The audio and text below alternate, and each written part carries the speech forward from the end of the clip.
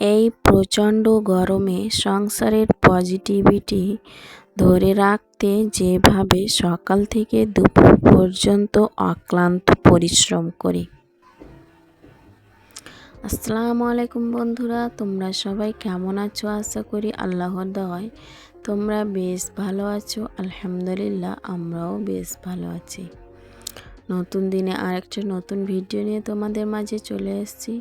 দেখতে থাকো বন্ধুরা, আজকের ভিডিওটা তোমাদের কাছে ভীষণ ভালো লাগবে।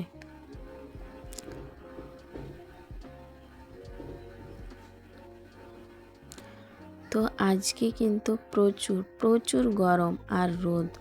এই কদিন ধরে তো ঝড় বৃষ্টি সব সময় মেঘলা হয়ে থাকলো, আর আজকে কিন্তু এত পরিমাণে রোদ উঠেছে যে আমার ঘরটা এখন বুঝতে পারা যাচ্ছে যে দেখো টেবিলের উপরে রোদের ছাটটা আসছে।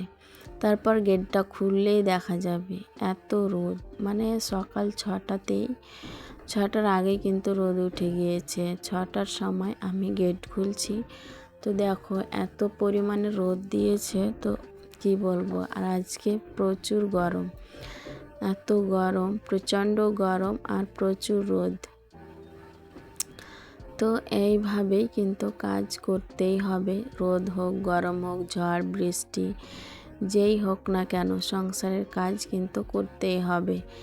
সংসারের কাজ ফেলে রাখলে হবে না। তো আমি সেইভাবেই কিন্তু কাজে লেগে পড়েছি। তো আমি এইভাবেই কিন্তু কাজ করি যে রাত্রে কিছু কাজ গোছগাছ করে রাখি, আবার সকালে উঠে কিন্তু কাজে লেগে পড়ি। কারণ মেয়ে কিন্তু জ্বালাতন করে, তো মেয়েকে রেখে যে মেয়ে হয়তো কখন শান্ত হবে সেই আশা করে, সেই অপেক্ষায় কিন্তু থাকি না, কাজে লেগে পড়ি। মেয়েকে কোলে করে হোক, তাও কোলে করে যে কাজগুলো করা যায় সেগুলো কিন্তু করতে থাকি। এমনটা নয় যে আমি তাকে নিয়ে সময়টা পার করে দিচ্ছি, সময়ের সাথে সাথে কিন্তু আমি কাজ করছি, সময়কে দাম দিয়ে। কারণ সময় চলে গেলে আর সময় ঘুরে আসে না। তো সে সময়ের কাজ যাতে সময়ে আমি করতে পারি, একটু এদিক ওদিক হতে পারে, কিন্তু সময়ের কাজ সময়ের মধ্যেই করার চেষ্টা করি, আর হয়েও যায়। তো মেয়েকে কোলে করে কিন্তু রান্নাঘরটা ঝাড়ঝাঁটা দিলাম। তারপরে কিন্তু বাসি বাসনগুলো মাজা ধোয়া করে নিয়েছি। তারপর প্রত্যেক দিন ডেইলি মর্নিং রুটিন আমার, প্রত্যেক দিন সকালবেলায় সব কটা বোতলে আবার পানি ভরতে হয়। সব কিছু মাজা ধোয়া বোতলগুলো আজকে মেজে ধুয়ে পরিষ্কার করে পানি ভরে নিয়েছি। তারপরে কিন্তু ফ্রিজে রেখে দিলাম। তারপর আমার রান্নার টেবিলটা কিন্তু মোছামুছি শুরু। এই কাজটা তো প্রত্যেক দিন করতে হয়, রান্নার পরে করে রাখি। তারপরে কিন্তু সকালবেলায় উঠে আর একবার করে নিই, কারণ কোনো কিছু পড়ে থাকতে পারে, সেই কারণে। তো রান্নার আগে কিন্তু একবার মুছে নিই, কারণ ওখানে কিছু রাখারাখি করি, সেই কারণে কিন্তু মুছে নেওয়াটাই ভালো। তো আমি মনে করি পরিষ্কার পরিচ্ছন্ন থাকাটাই কিন্তু একটা বরকতময়। তো এটাও একটা কিন্তু ঈমানের অঙ্গ, তো সেটাই আমি মনে করি। তো পরিষ্কার পরিচ্ছন্ন থাকাটা কিন্তু অত্যন্ত জরুরি।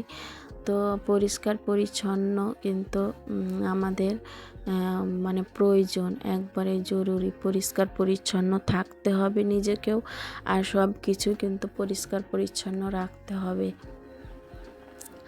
তাহলে কিন্তু আমি এটাই মনে করি, পরিষ্কার পরিচ্ছন্ন থাকা কিংবা পরিষ্কার পরিচ্ছন্নভাবে সব কিছু রাখাটাই হচ্ছে বরকতময়। তো সেই কারণেই কিন্তু ওইভাবেই আমি কাজ করে থাকি, আর আমি সব কিছুই কিন্তু পরিষ্কার পরিচ্ছন্নভাবে টিপটপ করে রাখি। তো যাই হোক, ভিডিওর শুরুতে বলবো যে যেখান থেকে এই মুহূর্তে আমার ভিডিওটা দেখছো, আশা করব একটা ছোট্ট লাইক দিয়ে আমার ফুল ভিডিওটা কন্টিনিউ করবে। কারণ তোমাদের একটা ছোট্ট লাইক আমার ভিডিওটা অনেক দিদি বোনেদের মাঝে পৌঁছে যেতে সাহায্য করবে। তাই আশা করব একটা ছোট্ট লাইক দিয়ে আমার ফুল ভিডিওটা কন্টিনিউ।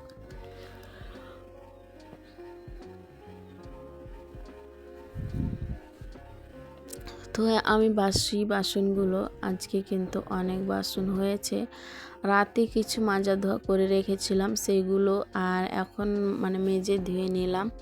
ওইগুলো কিন্তু অফ ক্যামেরায় করে নিয়েছি, মানে অনেকক্ষণ টাইম লেগে যাবে, সেই কারণে কিন্তু আমি অফ ক্যামেরায় করে নিয়ে মানে রাতের মাজা ধোয়া পানি ঝরে থাকা বাসনগুলো আর এখনকার সবগুলোকেই মানে যেটা যার জায়গায় থাকে সেইভাবে সেট করে রেখে দিলাম। তারপরে কিন্তু আমি মানে সব কিছু মোছামুছিটা করে নিচ্ছি। এইভাবে প্রত্যেক দিন মুছে তারপরে ক্লিন করেই কিন্তু রান্না করতে লাগি। আর যদি এইভাবে পরিষ্কার পরিচ্ছন্ন না করি তো একদম ভালো লাগে না। তো ফ্রিজের উপর তারপর চালের ড্রামের উপর সব কিছুই কিন্তু মুছে পরিষ্কার পরিচ্ছন্ন করে নিলাম। তারপরে চলে এসেছি বেডরুমে। তো বেডরুম থেকেই কিন্তু খাবার দাবারের বাসনগুলো আমি নিয়ে চলে গিয়েছি। তারপরে মাজা ধোয়া করে সুন্দর করে ওই রুম কমপ্লিট করে এসেই কিন্তু আমার বেডরুমটাকে এখন সাজাবো। তো আজকে টেবিলের কভারগুলো আর ওয়ারড্রপের কভার এগুলো কিন্তু কেচে দেব। তো সেই কারণে কিন্তু ওইগুলো উঠিয়ে নিচ্ছি, তারপরে কিন্তু বিছানাটাকে সুন্দর করে পেতে দিব। তো মেয়েকে কোলে নিয়ে তো অনেক কাজ করেছি, তারপরে এখন মেয়ে একটু শুয়ে আছে, তারপর আমি কিন্তু কাজগুলো ঝটপট করে নিচ্ছি।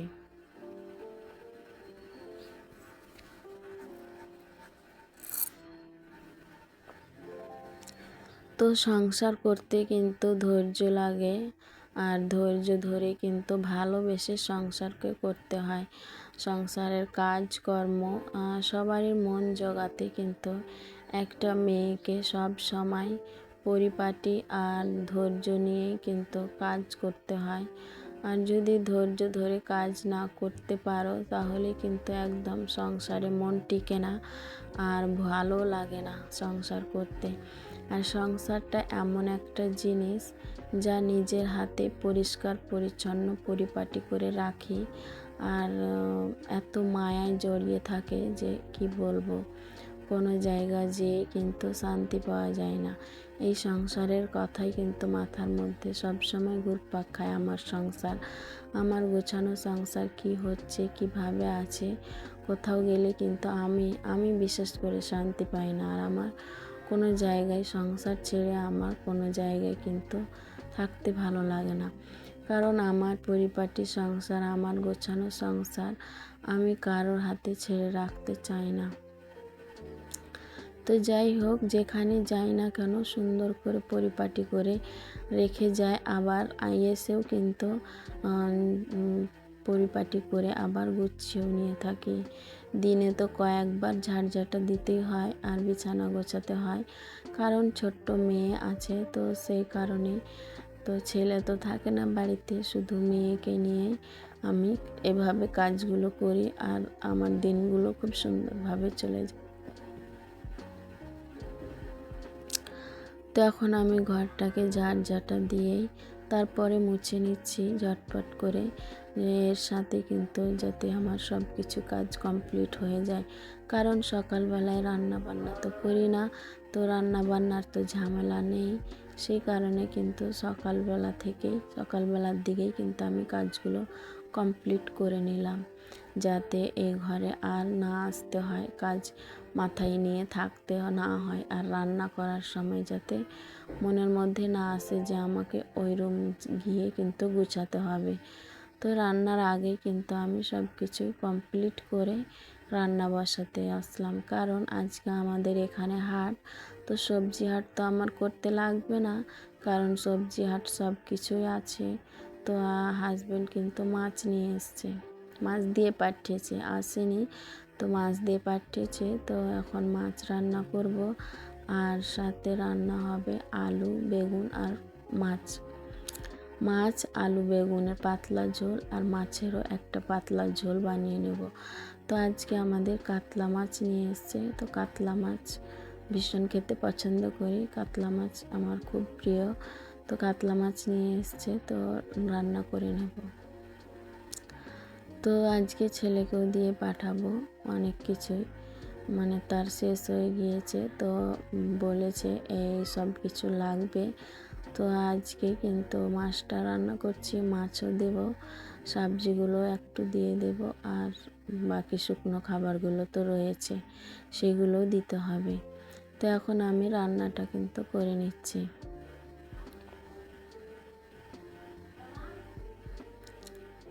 তো যে সমস্ত দিদি বোনেরা আমার চ্যানেলের মধ্যে নতুন এসেছো, আমার ভিডিও প্রথমবার দেখছো, আমার ভিডিও দেখতে যদি তোমাদের একটু হলো ভালো লেগে যায়, তাহলে আমার চ্যানেলটাকে সাবস্ক্রাইব করে বেল আইকনটা প্রেস করে দিতে পারো।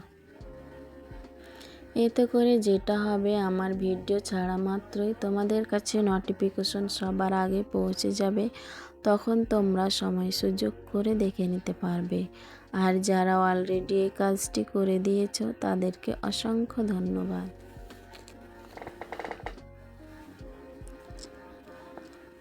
তো আমার রান্না বান্নাটা কমপ্লিট হলেই আমি কিন্তু মেয়েকে গোসল করাবো, নিজে গোসল করে নেব।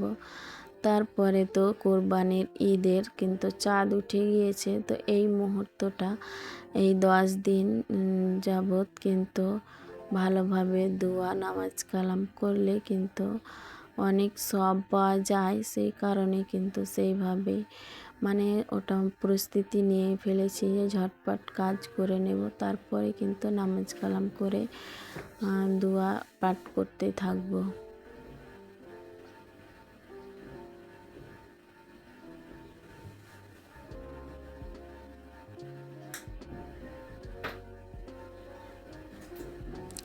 তো যাই হোক, আমার মাছের পাতলা ঝোলটা কিন্তু কমপ্লিট। এখন পানি দিয়ে দিলাম, তারপরে কিন্তু বেগুন আলু আর মাছের পাতলা ঝোল বানিয়ে নিচ্ছি। তো আজকে আমার এই সব কিছুই রান্নাবান্না। তো রান্নাবান্নাগুলো কেমন লাগলো সেটা কমেন্টের মাধ্যমে জানাতে পারো।